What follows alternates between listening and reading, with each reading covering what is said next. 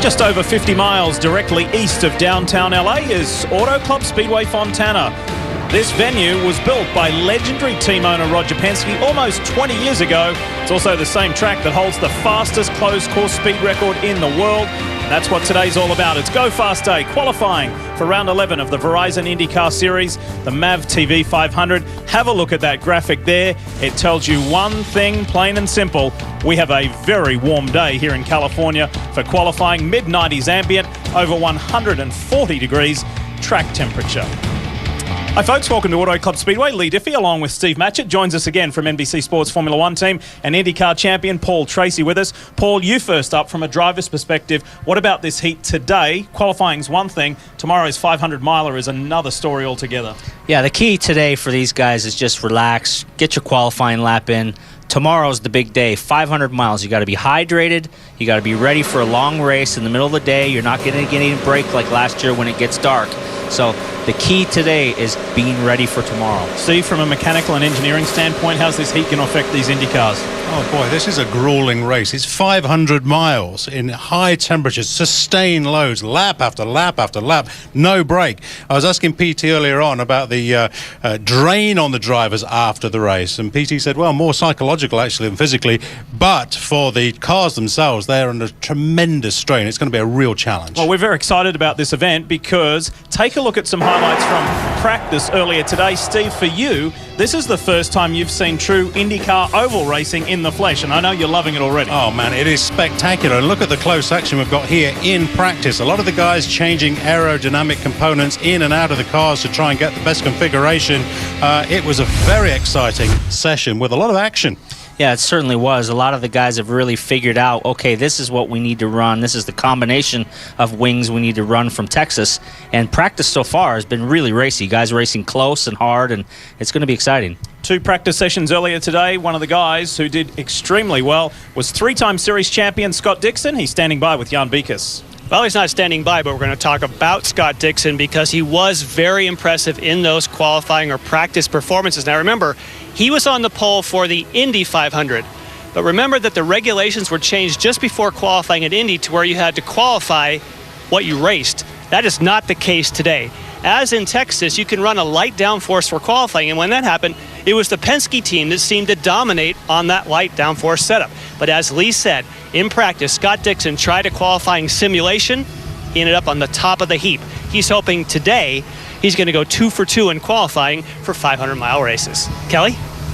Well, Jan, the change in the schedule that moved this Fontana race up a couple of months probably suits Ed Carpenter just fine. He has really struggled in the first 2 oval races of the season, never finding the pace of the front runners. But this could be just the place for him to literally get back on track. This Southern California track has been like a home away from home for the Indy native. He has finished on the podium each of the last 3 years here, including a win back in 2012. This team has spent the time since the last oval race in Texas going through the data, trying to figure out what they've been missing on the ovals, and it looks like they've found something. Ed was third quick in this afternoon's practice, afterwards saying he feels like they've got a chance and it's really nice to be back in the mix. The Fuzzies Chevrolet will qualify 15th. Kevin Lee? Kelly, Marco Andretti's car is back here in the paddock area getting set to get fueled up for qualifying. And Marco has been consistently among the best Honda runners all season, and he's been strong on the oval. 6th at Indianapolis, 5th at Texas, and he thinks he might be even better here this weekend. He is consistently fast in the 2 practice sessions, and he said they really didn't even spend any time working on qualifying. The pole sitter here in 2012 said it's not that important where you start. It's how the car races, and it races well. When I talked to him after the 2nd practice session, he said it's the best car I've had all year. And Lee, it was the biggest smile I've seen from Marco Andretti this season. Consistent in both of today's practice sessions. There was a lot of exploration, there was a lot of evaluation, but now it's time to go for real. And there's one thing for sure about qualifying in 2015 in the Verizon IndyCar Series: this field has been chasing one guy. Flat out in qualifying, one man has been dropping the hammer harder than anyone else this season: Will Power. Having captured pole 2 weeks ago in Toronto, the Aussie has now surpassed the legendary Rick Mears for 5th on the all-time pole winners honour roll. Today in California, Power looks to get another one at a track that his Penske team has a history of serious speed.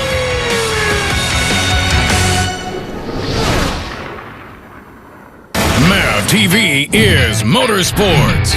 Watch Ian Roussel build the most unique vehicle you've ever seen on Full Custom Garage. And follow Optima Battery as they search this great country for the ultimate street car. And Dave Despain is back with an all-new one-on-one talk show with the biggest names in motorsports. Watch it all exclusively on the only network dedicated to motorsports. MAVTV, Motorsports Network.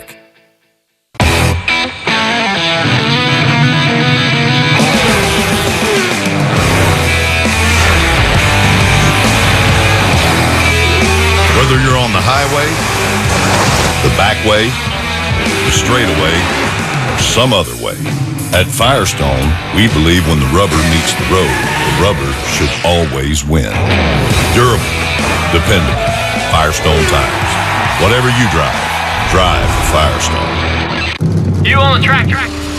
You on the motorcycle. You on the mountain bike. Go wherever you want. Go ahead. Go on. You in that 18-wheeler. You scaling that mountain.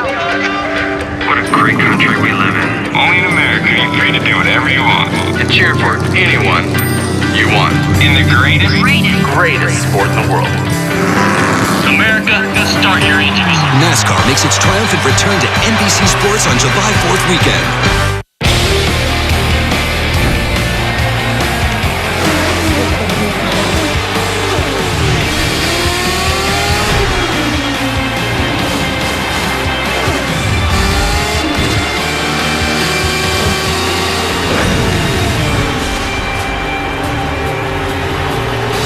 Almost ready to roll for qualifying here at Indy Fontana. It's round 11 of the IndyCar series for 2015.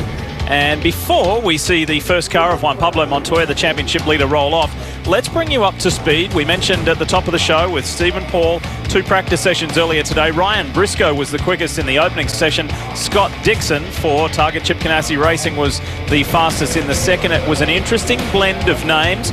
Pagano, Carpenter, Ed Carpenter, as Kevin said and Kelly said a little earlier, really looking to turn his year around as far as oval series competition. Keep in mind this is only the 3rd oval of the year, and we begin a stint now of 3 ovals to come, all in succession. However, there's a bigger storyline here. Look towards the bottom. It is the reigning series champion Will Power down in 21st position. It was quite unfamiliar. We'll see when the cars roll as to what was happening. But let's find out a little bit more about Will Power now with Kelly. Kel? From the man who has already scored 5 pole positions this season. But Will, as we just saw, if practice is any indication, you've got your work cut out for you today. What is lacking in the one car today? Yeah, it's kind of hard to tell from practice. Obviously, qualifying's a lot different, much more trimmed out, a lot less downforce. But yeah, we do have a bit of work to do for sure, no question, especially for tomorrow. But we'll see how we go today. See if we can get it up the front there and have a good start to the race, I guess. Your teammate qualifying now, what kind of feedback will you be looking for him? Well, we know what downforce level he's running. We'll see if he was wide open for starters, and then hopefully he gives something back on the radio. But yeah, we'll watch. All right, Juan's up now. Thank you, Will. JPM, Juan Pablo Montoya, the Indy 500 winner of this year, begins his first of 2 flying laps. Well, his teammate there, Wills, he didn't sound super confident that he would get much information back from Montoya. These two have been fighting it out all year, 1 and 2 in the championship, as we see Montoya now take the low line, which is going to be the quick line around here for qualifying. Remember, it's the average of the 2 laps. Let's climb on board with JPM. First lap done. A lot of adjustments going on. He's left hand, right hand, making adjustments. So he's obviously, Steve, not handling it the way he wants and just having to adjust. And now he's on the high line. Yeah, we've seen this through those first 2 practice sessions. The mechanics and the engineers are making significant changes to all the cars. And boy, you have to be just so accurate on getting that setup around this track. Another two pushes on the weight jacker with his left thumb, and he's back down to the low line. 2:17.4 was the speed for his opening lap. He's coming to the checkered flag now to set the pace for the rest of the field. Wow. And the 2-lap average, 217 miles per hour, 217.250 for Juan Pablo Montoya. Now, just to keep in mind, last year, Elio's Penske teammate Juan Pablo's teammate Elio Castro Neves set the quick time at 2:18.5. So we'll keep those figures in mind. For now, let's hear from Ed Carpenter. Kev? Ed Carpenter certainly feels, I think, a lot better about his prospects than the last time we talked a couple of weeks ago at Texas. We'll forget about that weekend. What have you guys found? You were third quick in that second practice session earlier today. I mean, it was nice to have an off weekend to really be able to dig into it and look back from last year to this year to what had changed, why it had changed, and I'm not going to tell you what we found, but I think I felt confident coming out here that we had found some answers that made sense to why we'd been struggling. It's frustrating we didn't find it earlier, but better late than never. What kind of impact does the heat have on the cars and the handling? It impacts everything. I mean, it's pretty similar to qualifying last year here, so we have a little experience with it. But it's tough. I mean, it's definitely going to be a little different race than the night races have been the past 3 years, but same for everyone. Well, it's been a great couple of weeks for CFH Racing. 1-2 at Toronto, and watch for Ed here. The last 3 years, a win, second and third last year. Kevin, thank you. Green flag flies for the Steak and Shake Honda of Graham Rahal. As the MyJack entry hits turn 1, he begins his fast 2 laps. And it's the first Honda we see on track. And Graham is taking the high line. Okay, so you're asking, what's the difference between the high line and the low line? Well, the low line is the shorter way around, but you have to turn the steering wheel more to do the lower line. To run the high line, you have to turn the steering wheel less, travel a longer distance, but you keep the RPMs up, so the engine is more in the peak power. As we hear Graham just shift a gear, and the first lap, 2:13, he will be disappointed with that, and that's probably indicative of running that long distance around the racetrack. Substantially down on Montoya's opening lap. Almost 4 full miles per hour off. Talking to Graham earlier on, after that first practice session, wasn't particularly happy with the car. But again, Paul, it's just those tiny little changes which seem to make significant difference.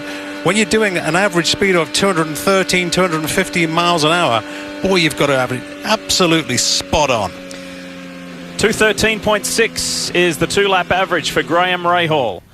So there will be some frustration there, and he was just explaining this morning, just to have a single car team in this kind of setup always makes it a little bit challenging. Here's Jan Beekers. Jan? And we saw Juan Pablo Montoya. Juan, we saw you in the car making lots of adjustments. Did you get it how you wanted it? Yeah, I mean, it's hard with the wind, it makes it pretty tough to drive, but it's fun, PPG Chevy's been pretty good. We felt we were really strong in practice. I wasn't really planning to, didn't want to go out first to qualify, but it's what it is. I mean, it's tough conditions out there, but it makes it fun. Now, you were able to keep it down on one end, but not the other. Hard to keep it down low in 3 and 4? Yeah, it's tough, we don't want to say too much, put it that way. I don't want to give anything away, Yeah, well, we'll have to see how it shakes out. Kelly? Thank you. With Ryan Briscoe, who continues to replace the injured James Hinchcliffe and looking fast doing it. Second quick in practice today. I assume you're pretty comfortable with what you've got for the race. How about qualifying? Yeah, we'll see. I mean, we did a qual sim in the last practice, and it was decent. We actually did a 2:16, so I'm not sure if we'll have enough for pole, but I mean, if we can get it somewhere solid up in the top 10, that'll be great. But it's such a long race.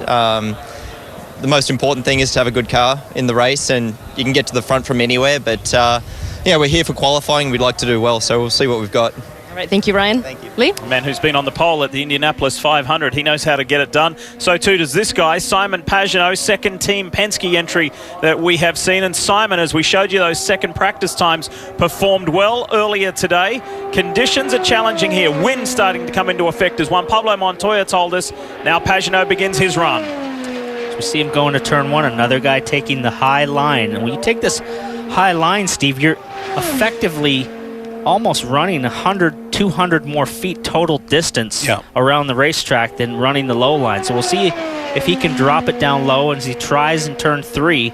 So there's a tailwind with the wind here going into 1, and that's probably pushing the car up onto the higher line as he keeps it low coming off of 4. So you want to keep the car as low as you can, but of course the car always wants to fight the driver and push itself up to the outside anyway. Simon Pagenaud with a 219 mile an hour lap for an opening lap.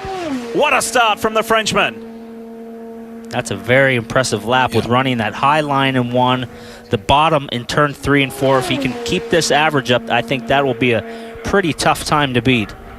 It must be incredibly difficult for the drivers to make those adjustments because there's so little time. Those 2 flying laps, take an average of those 2 flying laps, but any adjustments you've got to make to the car have got to be done so fast. How about that for a 2-lap average? 218.952 miles per hour. Simon Pagenaud goes straight to the top, and that is a quicker 2-lap average than last year's pole time set by his Team Penske teammate Elio Castro-Neves. So great speed, 218.952, quickest speed we've seen today. A little bit of wind there going into turn 1. You know, you're going to get the tailwind coming down the front straightaway, headwind on the back, gearing, getting everything correct for qualifying. You're probably going to have to do some upshifting, downshifting to deal with that headwind and tailwind as we see Sebastian Bourdais come out on track. Not so good in practice so far this weekend, but you know, he is really a road course specialist. Won in Detroit, and I think he just wants to get in and out of these places and just do what he can do. It's not like he hasn't performed well on ovals before. He has about 3 or 4 oval course wins in his overall IndyCar Series career.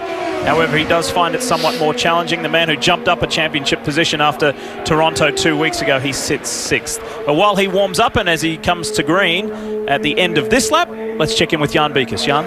Graham Rahal, of course, as you mentioned from the booth, he certainly wouldn't be happy with that speed. Unfortunately, was there something fundamentally or just not a qualifying setup? No, actually, I am happy with that speed. That's way better than I ever expected we were going to do if you had gone off of my speeds earlier today. So I'm not disappointed. I knew qualifying was going to be our weakness. I think the race car is pretty good. I don't want to start too far back, obviously, but you know, I told my guys, unfortunately, I thought between 15th and 18th is where we'd end up, and see how it goes. But even with that big a disparity, you think you're still fine for the race? Yeah, the race car, because everybody adds so much downforce, you know, back onto the cars, and you know, I mean, over 32 lap stint that I did in practice, I was able to stay pretty close to flat the entire time and was able to pass Power, pass a whole bunch of good guys. So I feel like in the race I'll be okay. Thank you, Graham. Thanks. Graham Rahal staying positive. He's top 5 in the championship at the moment. And Sebastian Bourdais completes his first flying lap at a 215.8 miles per hour. And that's as quick as he has run all weekend. So that's a personal best so far this weekend for him as he floats it up to the middle of the track here. He was able to keep it tight coming off of turn 4. So the fall off from here in Texas, the first and second lap, there was a tremendous amount of fall off in lap time. And it seems to be that these Firestone tires here are quite consistent. Coming to the checkered flag for Sebastian Bourdais. There's a fellow Frenchman who is the quickest. Bourdais maintains 3rd, and his 2-lap average is 215.719 miles per hour. So, after the opening 4 cars of the 23 that are here, Simon Pagenaud of Team Penske leads the way, but we've got a former series champ and an Indy 500 winner coming up, RHR, when we return to Fontana. The Formula One British Grand Prix, where racing meets royalty. Will the reigning King of England hold on to his crown? The Formula One British Grand Prix live Sunday, July 5th on CNBC. Coverage presented by PowerShares. You're watching qualifying for the MAVTV. It's round 11 of the Verizon IndyCar Series here at Auto Club Speedway Fontana, and the green flag flies for Ryan Hunter-Reay, who is having quite the challenging season in his DHL Honda for Andretti Autosport. Let's see what Ryan can do here. Can there be some improvements? Some of his teammates are showing some kind of a turnaround. Marco Andretti has been strong today, but Ryan is the first of the Andretti cars to run. Spoke to him this morning, went into the paddock and ran into him, and he's got a bit of a long face, just confused. They can't figure out the combination on this car. He says it's been confusing because Marco has been quite strong, Munoz has been quite strong, and when they try to match their setups onto his car, they just don't have the feel, and the car has just been difficult to drive. So he's really just scratching his head in disbelief, and you know, he's a bit demoralized mentally. It just doesn't translate all the while, does it? The settings from one car over to the sister car doesn't necessarily give confidence in the driver. And there are an awful lot of components on the car that are built just for ovals. Talking to the guys in the paddock earlier on in the garages. Flag. Nice run, Ryan. Do you have any feedback for your teammates? 2:15.9, his first flying lap. 2:16 for his second lap. Ryan Hunter-Reay has a 2-lap average of 215.9 miles an hour, but the quick man remains Simon Pagenaud. He's with Jan. Yes, and impressively, that was a fantastic time for you. We saw Montoya making lots of changes in the car. Did you need to do any? No, the car was beautiful. You know, we've had a great Penske Chevy, Penske truck Renault car this weekend. See that? That was good, huh?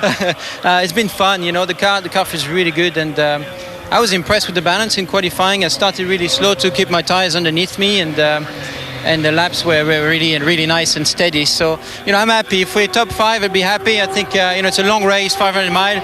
If we're in the top 5, I'd be really happy. I think that's where you want to start. We just heard Ryan Hunter-Reay's crew say, any word for your teammates? What can you share with your teammates since your car was great? Yeah, I told them how my balance was, so they know relatively to their setup what they could do, and also on the level of downforce we're running. So I informed them what I felt, and I'm sure they're going to go their way. All right, time for one of his teammates, Will Power. Thank you. Yeah, and let's see what the Team Penske group can do. Remember, they have 4 cars to try various aerodynamic configurations. Here is the reigning series champion, Will Power. Didn't look all that confident when he spoke to Kelly a little earlier. He begins his 2 flying laps. And he laid the hammer down in Texas and took everybody by surprise with the pole there. Really high line in 1. Again, backed it up in Toronto with a blistering lap, as we see Hunter-Reay talking with Marco about his balance stuff. So Marco has a good shot at the pole today. He's been quick all weekend. You see Will really just flying up the track, almost into the wall. So something definitely not right with that car. First lap for Will Power goes second quickest, but it's 217.8 miles an hour, Steve, versus Pagenaud's first lap at 219. Yeah, well, it's reasonably fast, but again, you know, Will Power clearly not happy with the car, and I was wondering whether or not we got into these 2 qualifying laps, whether or not Will had really come on to cam and get the car on song, but Paul, I'm not seeing it. I was amazed at that lap speed, because the front end took off on that car and slid all the way up the track to the turn 4 wall. Really took the long way around the track. Here we go.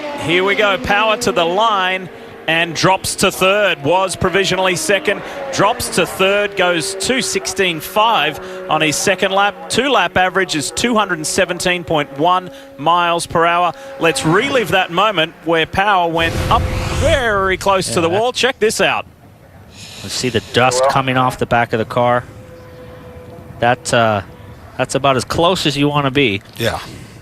There will not be pole position number 6 today for Will Power on the season. Kelly?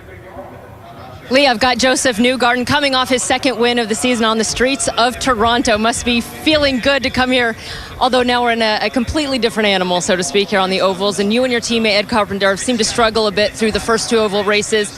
Look much improved already here in Fontana. What's the difference? Well, I think we put a lot of work in. You know, Indy wasn't what we wanted it to be, and Texas definitely wasn't what we wanted to be. So I think going back to the shop, having a couple weeks to look at things, trying to improve, we've got a lot of smart guys. I mean, we know how to make fast race cars. Definitely didn't have what we needed on the last couple ovals, but I think, you know, we putting in the time, figuring out what we didn't have, I think that's what's going to make the difference for us this weekend. You know, we haven't even qualified yet, so hopefully that's going to go well for us. And if it does, I think we're going to have fast race cars, and I'm definitely thinking we're going to have a better result than at Texas.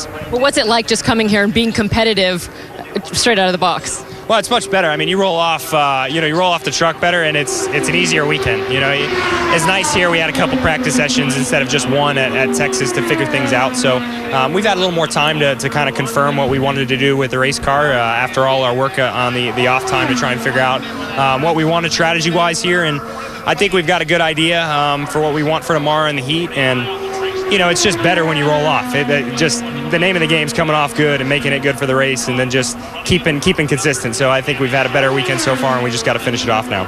Sounds like they're riding a wave of momentum here, Lee. And did well last year, qualified third, finished 10th. Brian Herder Autosports, 21-year-old rookie Gabby Chavez runs an opening lap of 213.6 miles per hour. That puts him just 1 position higher than Graham Rahal at the moment.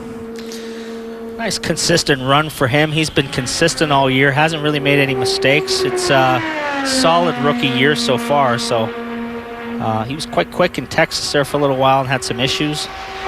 But you know, the name of the game here for the Brian Herter team is get a good qualifying in and get him experience in this long race. This style of qualifying, Paul, it goes so fast as we're talking about, lap, lap, lap, and it's over. It must be so frustrating for the drivers, mechanics and engineers that they're not allowed then to come back in, make changes to the car, make an improvement and go out for a second run. There's just no chance. You get the one shot at it. That is it. Gabby Chavez did go quicker on his second lap. It finishes 6th with an average 2-lap speed of 213 miles per hour. What isn't about speed? IndyCar, the heart of racing. Get it all at Indy Rivals. Back at Auto Club Speedway with the master of qualifying, but unfortunately not today for you, Will. Looked to me like the car just took a ride up to the wall. Yeah, it was a lot of push. It was a lot of push. So, yeah, couldn't really do anything. I just ran the high line for the second lap and had what I had, basically. Now, why such a big difference? Because Simon Pagenaud, obviously you have access to his data. He said his car was perfect. Yeah. Actually, we are running a slightly different configuration, but yeah, I don't know. We'll have to look at it. You try his setup for tomorrow, possibly?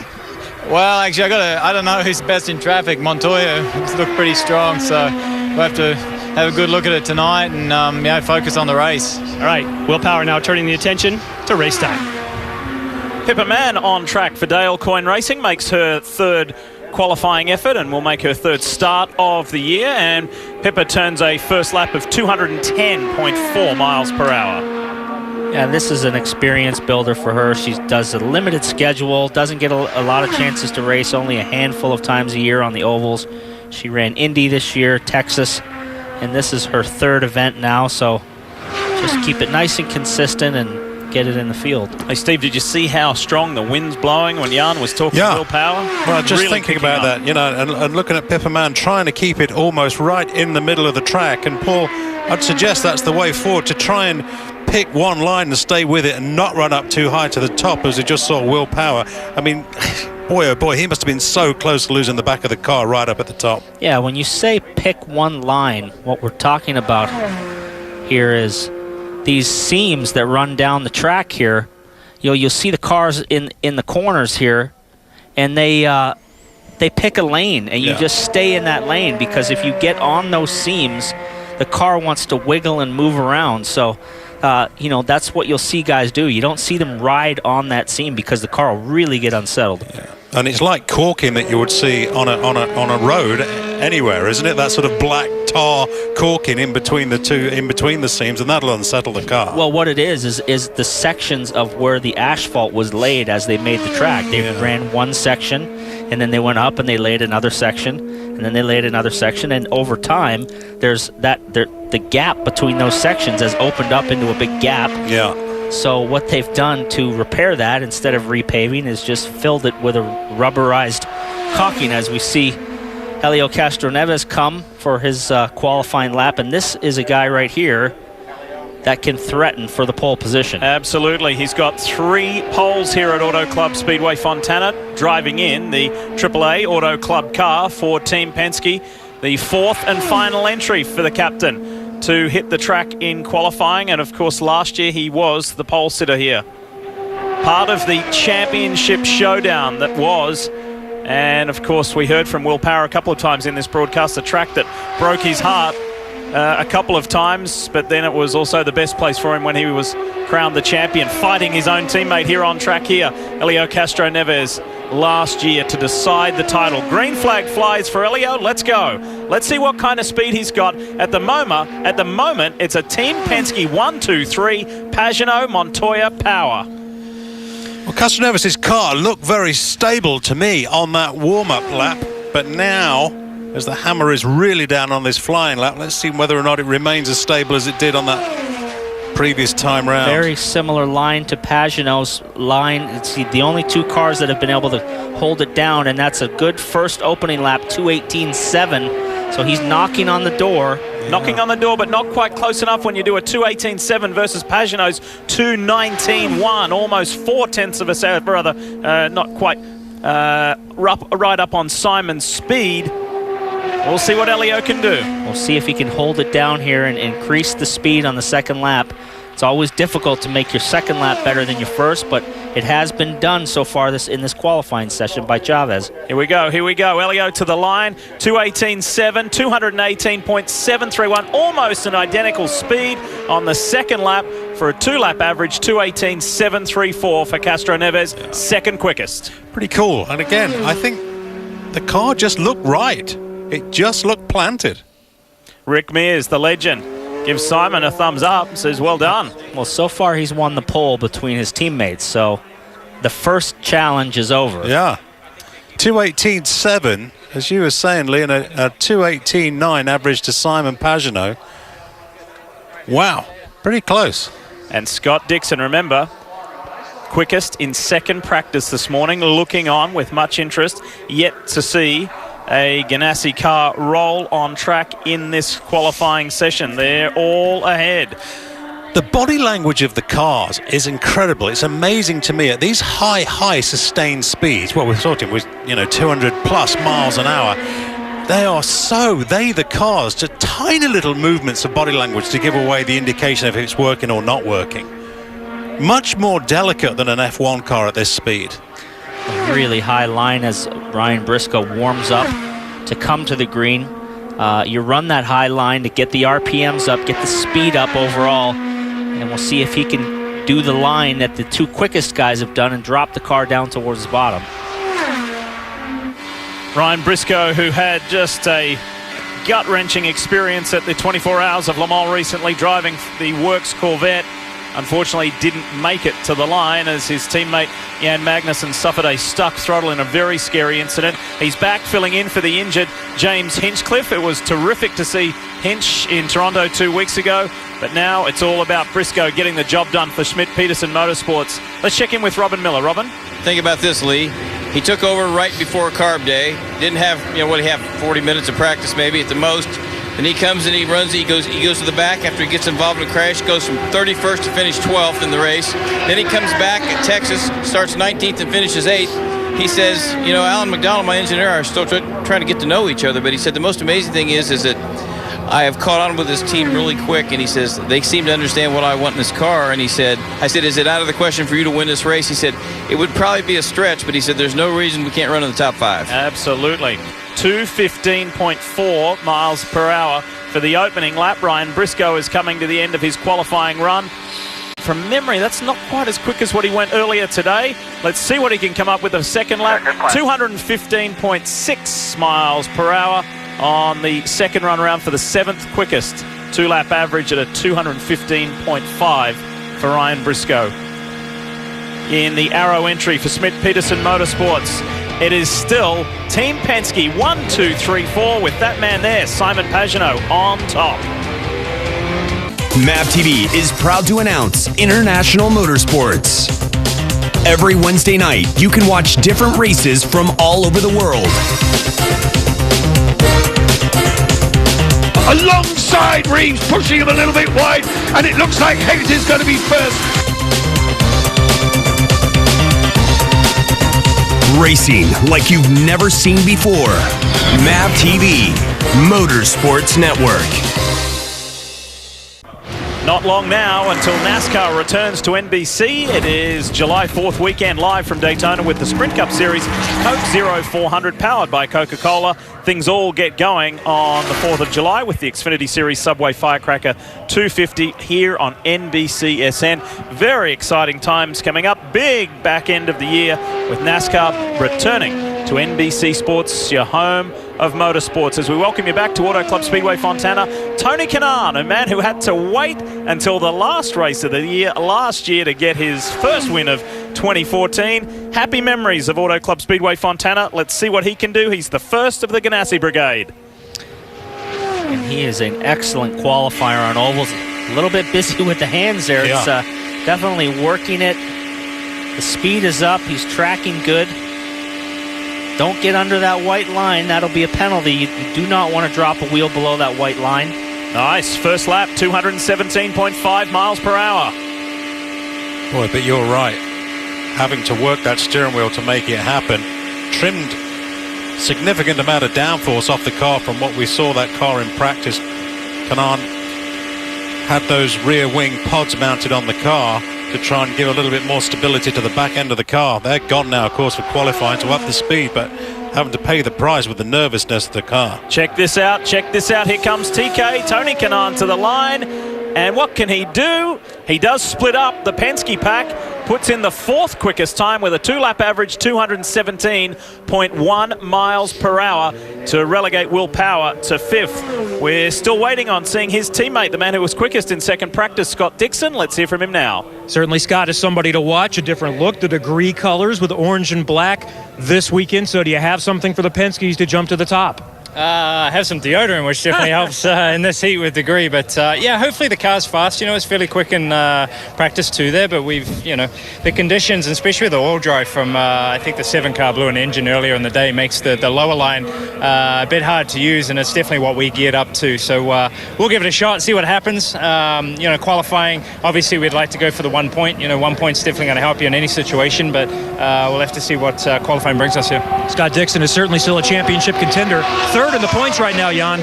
Yes, and of course, Helio Castroneves looking at those times thinking, I was so close, but you had a big vibration, I understand. Yeah, as soon as the AAA Chevy car was actually pretty strong, and unfortunately, when you come out, and you're always trying to make sure that you are a little bit concerned to not wheel spin the tires so we don't have vibration. Unfortunately, it was huge. But and when you're going to qualifying in the edge, and when the car is kind of like vibrating, you never know what the car is going to do. But again, car was strong, and you know, it couldn't do the pole position, but hopefully we stay there in the top 3, and it will be great. All right, thank you, Ellie. Remember, it was lap number 1 that held him back, and with the big vibration, he had a nice recovery. And we're talking about speeds, but how about this, guys, for time and the consistency for Helio Castroneves? The difference between lap 1 and lap 2, 7 ten-thousandths of a second. Yeah, pretty incredible. When you say Helio says I got a vibration from spinning the tires, well, how does that happen? Here's what happens. You spin the tires,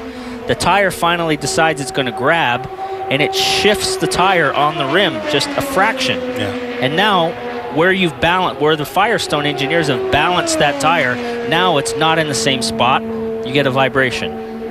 You may notice on the back end of the car, Stefano Coletti here, and you saw it with Gabby Chavez. The rookies in the Verizon IndyCar Series this year have some high visibility day glow decals on the back of their cars, just to signify to the other competitors they know that they're coming up on a rookie, still building their experience on ovals in Indy cars, of course.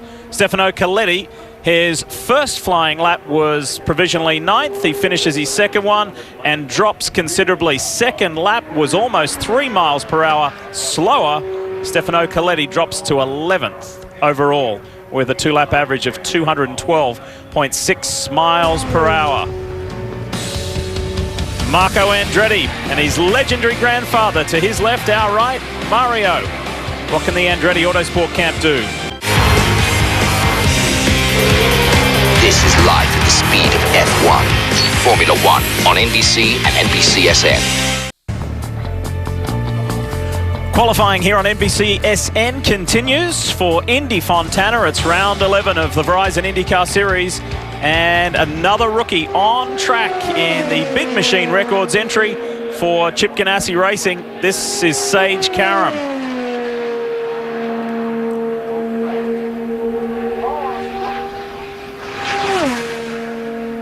Ooh, moving up pretty high up to the wall. So a little bit of an odd line for Sage Karam. He brings it down to the bottom of the track here in 3 and 4. And see if he can hold the low line here, but he definitely floated up to the wall in turn 1.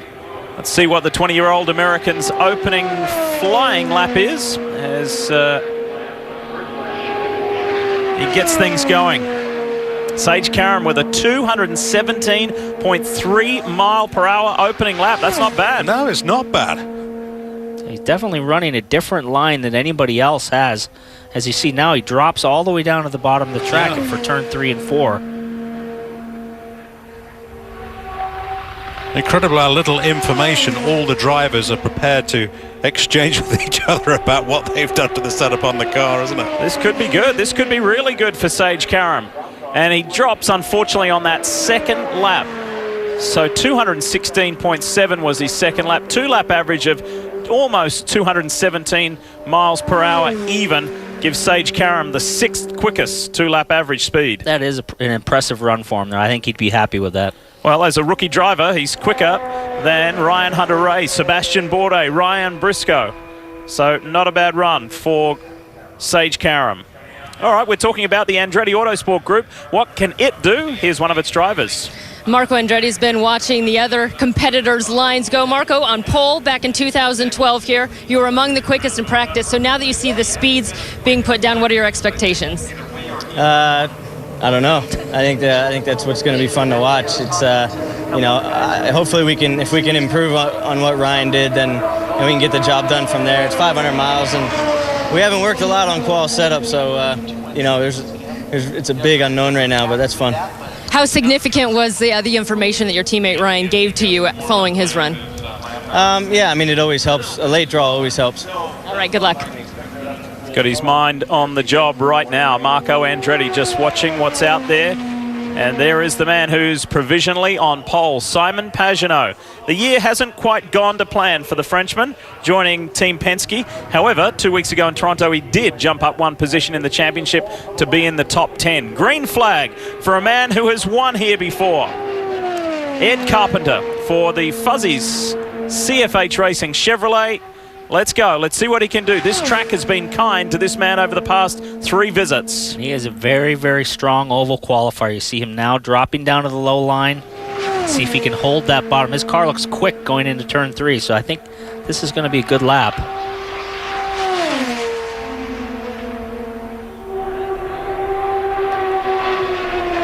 Get an indication here, Steve. Ed Carpenter, 218.2. Nice start. It's a very nice start, but you do have to be so careful when you cross those transitions. There it is again.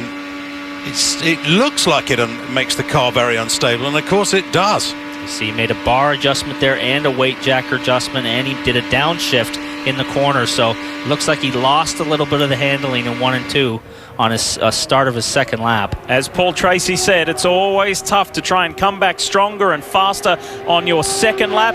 Ed Carpenter, what does it provide? 2:17.0 for the second lap. However, his 2-lap average is 217.66 miles per hour. It's good enough for 3rd quickest overall. Nice work from Ed Carpenter. Let's hear from a man who's just finished his qualifying run. Here's Sage Karam. Yes, and we heard Paul Tracy talk about how, Sage, you were taking a different line than we have seen. Now, the wind has really picked up. Is that part of it? No, I mean, it's a different line I've done than the whole day so far. I've never went low in 3-4, so, the car's been loose all day, so to actually go out and do that was, it took a lot of guts for me to just say to go do it, and I'm glad we did it. It was faster for sure. I made a little mistake on my last lap. I ran 5th gear on the back straight on my first lap. It seemed to work pretty well, and then tried to run at my second lap, and I guess I carried more speed through 1 and 2 and kind of hit the limiter, so dropped the mile an hour a little bit, or else we probably would have been a little higher up on the pylon, but overall not too mad about that. Was that extra speed in 1 and 2 what just threw you all the way right up against the wall? Yeah, no, I think so, and I've been really working on just releasing my hands super early, just trying to get the wheel straighter earlier, and the Chevrolet Chip Ganassi Comfort Rev big machine car has just been good all day so far, and we've been working a lot on race setup, so hopefully this puts us up front or towards the front, and we can work from there. Thanks, Sage. Yep, thanks. And the big picture, he's less than 0.2 of a mile an hour slower than Tony Kanaan. So it was a good job from the 20-year-old rookie driver. Here is the first of 2 AJ Foyt entries in the ABC machine. It's Takuma Sato. The Formula One veteran, longtime Honda guy, the guy who, when he came to America, now has made a home with AJ Foyt Racing.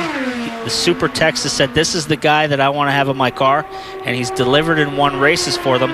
But that first oval win has just not come yet. Good first lap, though, Steve. 217.6 miles per hour. Yeah, and relatively low down on the track as well, that lap. Let's see what happens in this second lap, whether or not he'll continue to run relatively low. Oh, no, he doesn't. As he's broken up the Team Penske again, now Juan Montoya in 5th. We'll see if he can complete a good lap here and stay inside the top 5. It's making this second lap work is far from easy, isn't it, in comparison to that first? Takuma Sato to the line and drops considerably. Yeah, there it is. 2-lap average, 217.1 miles per hour, and drops to 7th. And another one comes and goes, and Simon Pagenaud stays on top. Could it be just his second career pole? He's almost there.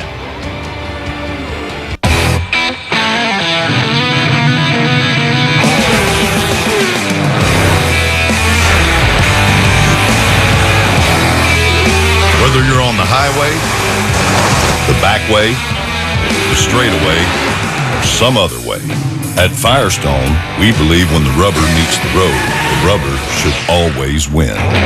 Durable, dependable, Firestone tires. Whatever you drive, drive Firestone. One isn't about speed. Do these rivals chase speed because they can? Or because they can't help it? IndyCar. The heart of racing. Go to IndyCar.com for live timing and scoring, upcoming race details, and to join the conversation.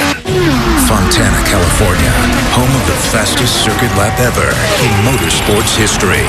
Can any of Indy's best break the record? Verizon IndyCar Series, Indy Fontana, tomorrow 4 Eastern on NBCSN. Qualifying continues here on NBCSN as we pick up the second Dale Coyne entry with the Boy Scouts of America machine of Tristan Vautier.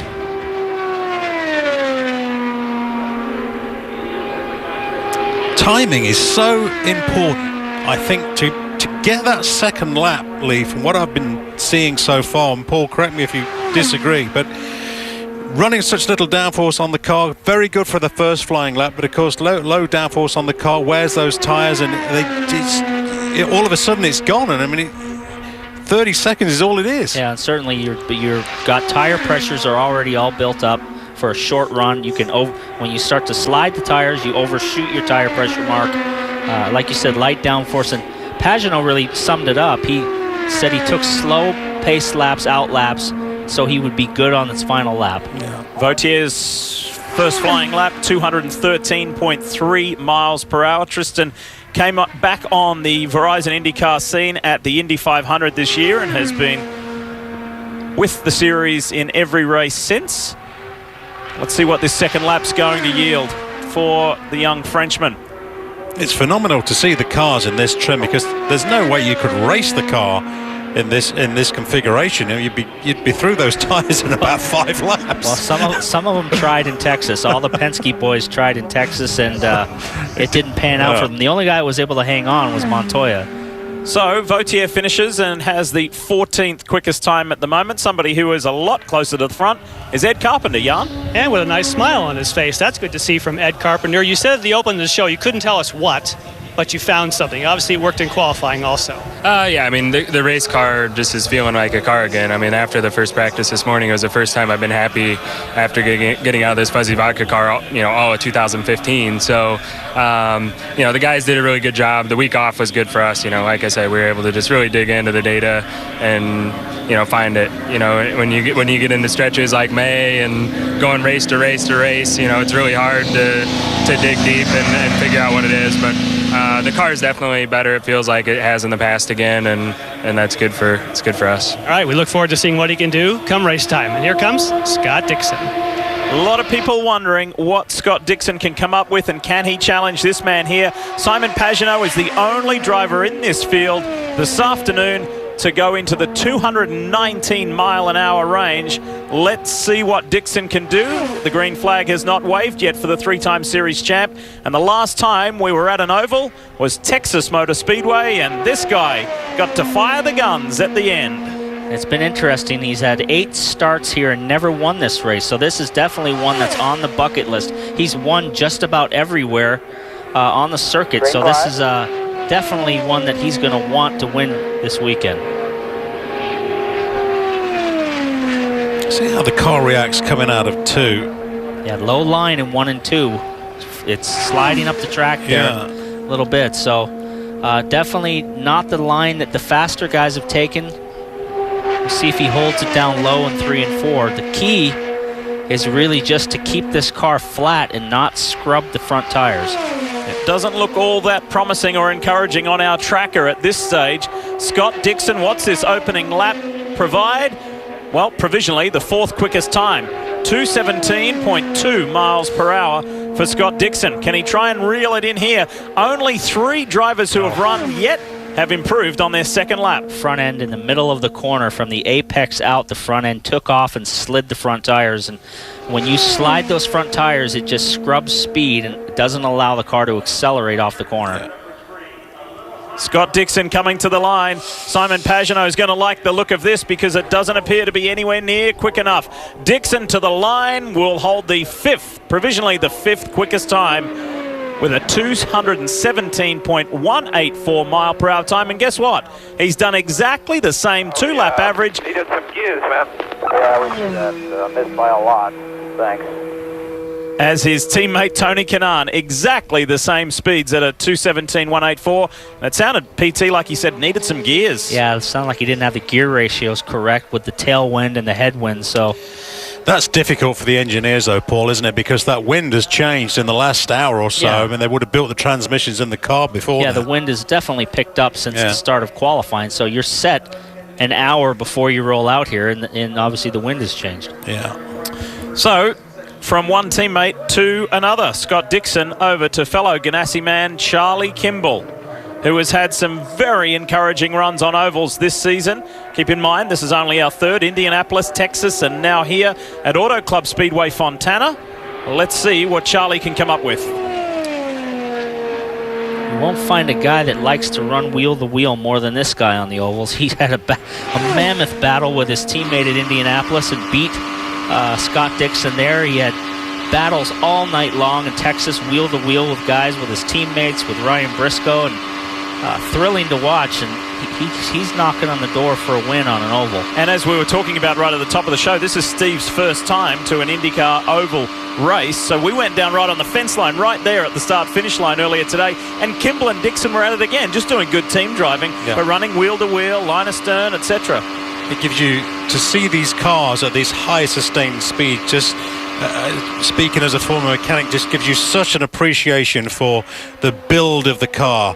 You have got to be so precise to make these cars durable, reliable, and above all safe for the drivers. I mean, it really is an eye-opener when you see the speeds. You really think about it. You think about the punishment that these engines go through, and they have to live 2,500 miles, and you have a couple of events like here, Indianapolis, Texas, where you're running these cars wide open throttle for hours at a time. It's incredible that these racing engines can just stand up to that for that amount of mileage. 216.4 miles per hour for Charlie Kimball, provisionally 10th. I was trying to think earlier on, Paul, of an analogy for F1 and how you could make the connection between oval racing and F1. And I suppose it's almost like it's an endless straight when you look at an oval. It just goes on and on and on. When you talk about the long straights on a road course, these just never end. So Kimball's qualifying run ends and Charlie puts in the 10th quickest 2-lap average at 216.2. It remains Simon Pagenaud on top and only 4 cars to come. It could be Simon's day.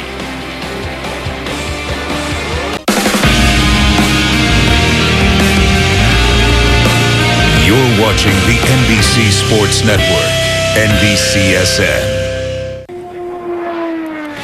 Of course, we're just qualifying today, qualifying for tomorrow's 11th round of the Verizon IndyCar Series, Indy Fontana, and it's coming your way right here on NBCSN at 4 o'clock Eastern. Let's hear from one man who's just finished his qualifying run. Kev, what's Scott Dixon got to say? Well, it's exactly the same speed as his teammate, Tony Kanaan, so we're going to have to go to the 4th or 5th decimal point to figure out how you guys slot in, but I can tell that you thought you had a little bit more than ultimately what you came up with. Yeah, I'm not sure the timing and scoring is even that accurate. But yeah, we missed big time there. I'm not really sure what happened. I was on almost a limiter coming out of 4 in top gear, and the wind's definitely picked up. I think the conditions are ideal.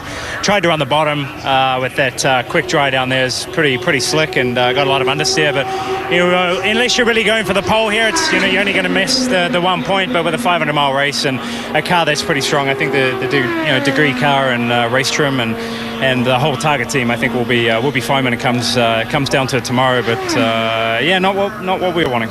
Looking to finish one spot better than last year when he was the runner-up. That's Scott Dixon.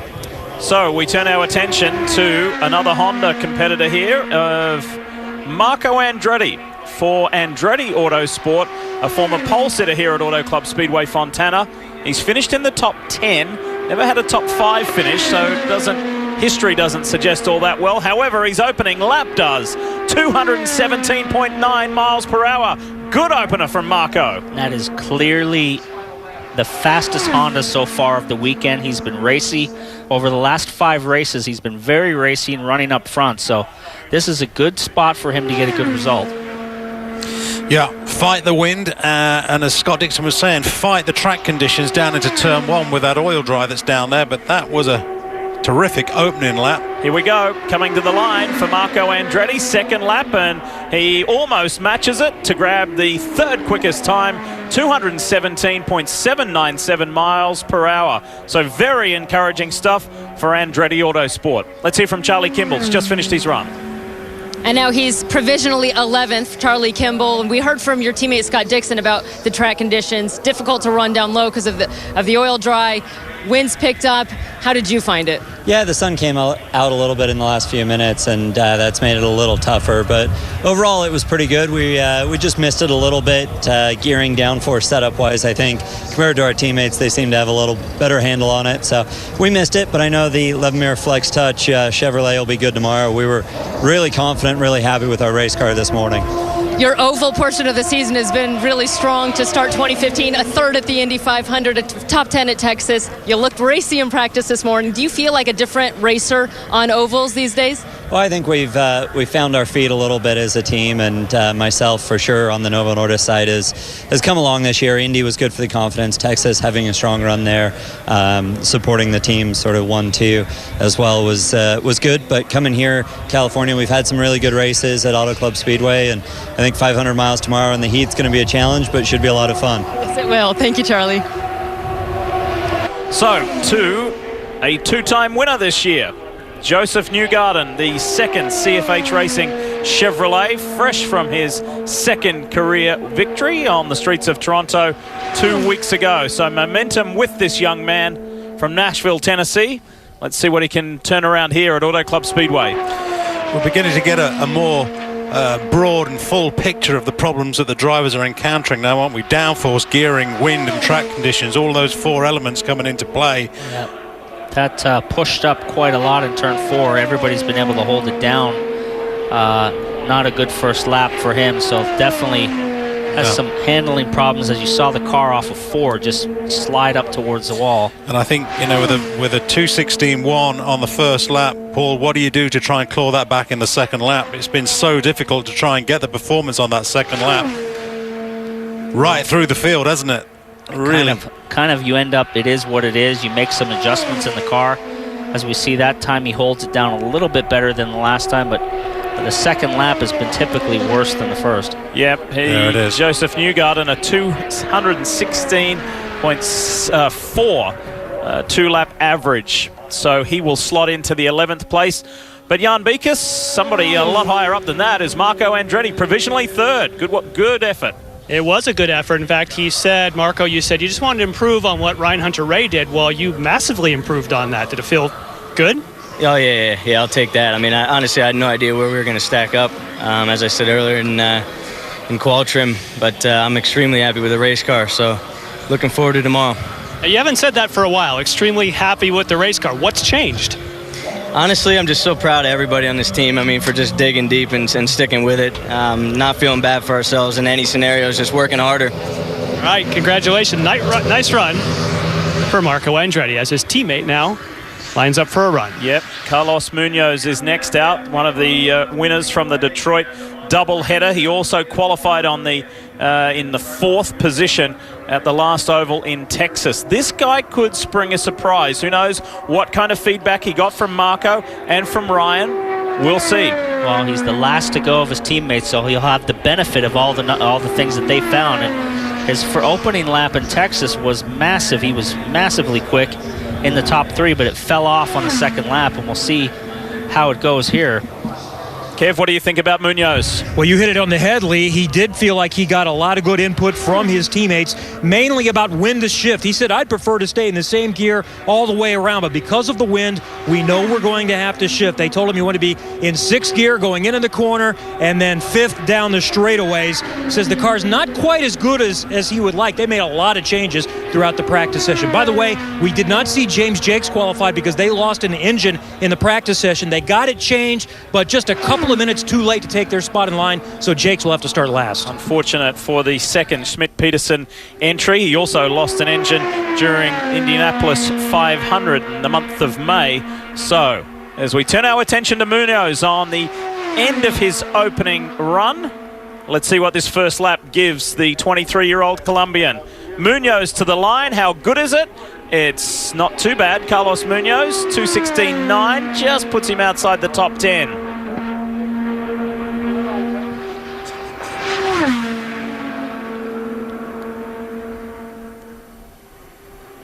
I think that changing wind conditions has been affecting the cars considerably. Almost everybody's been complaining of either hitting the limiter, having the wrong gear ringing. And even just shifting at the wrong time. You shift 100 RPM off with these cars and it falls on its face, or you get it just right and you gain. So the 2nd lap was close to the same, 11th. Not a bad starting position, but clearly Marco was the class of the Hondas today with solid run in the top 3. And Munoz finishes just 1 position ahead of the guy who he followed, Joseph Newgarden, who's with Kelly. And he's talking things over right now with teammate and team owner Ed Carpenter. Debriefing after his run. Sorry to interrupt there. Ed's running off, yeah. Provisionally 12th. Did you get the run you were looking for? No, not really. I mean, I thought we'd be quick because when I watched Ed's lap, he was fast, and then just didn't really go. I think car was good. It handled really well. We just didn't have the speed for whatever reason. So that's okay. That's qualifying, and it's one part of the equation. The more important part's tomorrow. So we'll try and figure out the speed aspect of it. But I'm sure we'll be fine. We got a good crew here at CFH Racing, and it's good to have Ed in the top 5 at least. So we'll charge up there tomorrow and join him. Tell me about the effects of this changing wind conditioning. How much could you feel it out there? It wasn't too bad. The 2 ends are very different. You definitely have to drive the car different through 1 and 2 compared to 3 and 4. More understeer through 1 and 2 just because of the wind. It wants to push into the wall, and then a little nosy through 3, 4. But that's all part of qualifying. You get the thing light, you dance with it a little bit, but it wasn't too bad. Thanks, Joseph. Get the thing light and you dance with it a bit. That's 217 miles an hour. I don't miss doing that dance. So it's a lot of fun when you're a kid and you're young and you're in your 20s, but when you get to be in your 40s, dancing at 220 miles an hour next to the wall is not a fun time. Speaking of being in your 20s, here's 24-year-old Brit Jack Hawksworth. You saw Tim Cindric, the president of Penske Racing, and Simon Pagenaud looking on, and in all due respect to Hawksworth and AJ Foyt Racing, Pagenaud would be feeling extra confident that he is going to snatch a pole position in just a few minutes' time. With James Jakes not competing, as Kevin mentioned, with that blown engine earlier today, this is our last competitor in qualifying for the MAVTV 500. And not tracking very well. It's not looking like it's a very good run. No. His teammate Takumo had a very solid first lap and dropped down on his 2nd lap, but this one has just not been there. Oh, big wiggle there. Wow. He's loose, dancing, as we say, through the corner, so that is not a lot of fun. I was just thinking, we keep talking about the body language of the cars, or I do, in comparison to the F1 cars. They are so subtle, the difference between a good lap and a bad lap, but there was nothing subtle about that, was there? Jack Hawksworth finishes in 17th position. Here's the replay. Check this out. Right here, he's on that seam. You can see the seam under the tires there, and it just takes a wiggle. So riding on the edge of that seam, and the car just started to wiggle around on him. So an anxious moment for Hawksworth. He finishes in the 17th position for tomorrow's 500-miler. Guess what? The sweep is there for Team Penske. Every one of its drivers has had a pole position this year. It's Pagenaud today. What a day at Auto Club Speedway for Simon Pagenaud as he thanks his Team Penske guys for a great job. He said terrific preparation, and he will sit on the pole position for the third oval event of the year, the 500 miles, here at Auto Club Speedway. Time to hear from the Frenchman. He's with Jan. And look at that big smile on Simon Pagenaud. The start of the season hasn't been exactly what you wanted, your second career pole, but how important. This is number one for Team Penske for you. Yeah, no, this is awesome, and it's great for these guys. You know, it's not just me, it's a whole team, a whole crew, and you know, this 22 car was awesome today. It's fantastic. You know, we got a Penske truck rental car this weekend, and super fast. We've been good in, like we said, we've been good in race stream, but amazing as well in qualifying. So I'm super happy for them because you know, if you don't have a good prep, you can't be fast on a super speedway. So thanks to them. Now, there's been a change when we got to Toronto. You were able to go your own way a little bit. Is this car a little different because your car was much different than your teammates as far as how it performed? Well, the nice thing is you're always allowed to go whichever way you want to go at Team Penske, and that's the freedom that I really enjoy having. But certainly Toronto was a good step forward for us on my side. But here we're pretty all similar, and it's all down to whatever level of downforce you decide to have for qualifying. So hat off to my engineer and the whole crew for deciding on this. What do you expect in the race? Well, it's going to be a long race. You know, it's 500 miles. We've been strong, but everything can happen. It's going to be hot, so you know you're going to have a lot of tire degradation. Traffic's going to be a big key. Running well in traffic, being smart about it, and understanding where to run, which lane to use at what time. And obviously pit stops. There's so much going on. It's going to be a long day, but today I'm going to take it. I'm happy, and I'm going to enjoy the night. Yes, and for today, here's a number for you to remember, 231. That's the number of pole positions for Penske. You're the 231. Congratulations. I like that. Thank you. Terrific day for Simon, and the drivers get to put the Verizon P1 Pole Award decal on their car, and he'll have that pleasure in just a moment. Pagenaud, the pole sitter for tomorrow's 500-miler. What isn't about speed? IndyCar. The heart of racing. Get it all at Indy Rivals. There's that Verizon P1 decal the drivers take so much pride in putting on their car for being the fastest in qualifying. Simon Pagenaud is the man. Hey, Kev, many thought he could have done it at the Indianapolis 500. Maybe tomorrow might be Pagenaud's second chance. Simon might have had the best car at the Indianapolis 500. His teammates, some of them felt that way. I think Tim Cindric, the president of Team Penske, felt that way. So what do you think he has for this race here tomorrow? Absolutely. He's shown on the ovals that he can do it. So, hopefully we'll be able to execute for him and we'll be able to get to the end. So you saw today he has some speed, obviously. We just need to be at the front at the right time. What were the challenges in qualifying with the wind? Because it's always so close. It's the wind, but, this morning I think everybody's so focused on race setups in the morning session and the afternoon that Simon never had a chance to do any qualifying runs, nor did any of our other guys. So it was a matter of guessing on the balance, and those that got the balance right were up at the top, and those that didn't, you saw the difference was a couple miles an hour, and obviously they're all teammates, so there's no secrets. The teams have a lot of wiggle room as far as wing angles and downforce. At Texas, that was the big story. Is that as much of a story for this race tomorrow? What kind of setup you go with? I don't think so. I think you'll see cars running really close tomorrow. I think that, what we learned at Texas, really at Texas was our first time experiencing this package. We all learned a bit from where it is. So I think you'll see everybody kind of end up in a pretty close window, more so than what we saw at Texas. So it'll be hard to get by guys. Where in Texas, you were able to clear them. Here it's going to be much more difficult, and you're going to have some patience tomorrow, I think. Thank you. Good luck tomorrow. All right. Thank you. Appreciate it. Tim Cindric, Team Penske starts 1, 2, 5, and 8. Lee? Do you know there have been 23 front row positions on offer this year? Team Penske has owned 21 of them. It's been an incredible 2015. It's an all Team Penske front row again. Best starting position for Marco Andretti since Pocono 2013. Carpenter again strong at Auto Club Speedway Fontana. Two veterans in the field, Montoya and Kanaan. They can win at any track. They will be solid tomorrow afternoon. I will guarantee that. Just keep in mind what everybody's saying. It's 500 miles. It's long. other than Andretti. A good qualifying for another Honda driver, Takuma Sato, Steve. Yeah, good run by Takuma Sato there with a 2:17.109. But a lot of these guys, as Tim was saying there this morning, working on towards race setup rather than qualifying setup. And qualifying, therefore, was a bit of a gamble for a lot of these guys. Will Power down, all the way down for Will Power. Look at 2:17.176 back on row 4. But it'll be a very different car these guys are going to be driving tomorrow. So we see Charlie Kimball, a good run for him. Hunter Ray, another good run. Briscoe, I thought we'd see a little bit more speed out of him. Was super quick in Texas, was quick in practice. Hawksworth had a big wiggle, big moment in turn 4. Was lucky to save that car.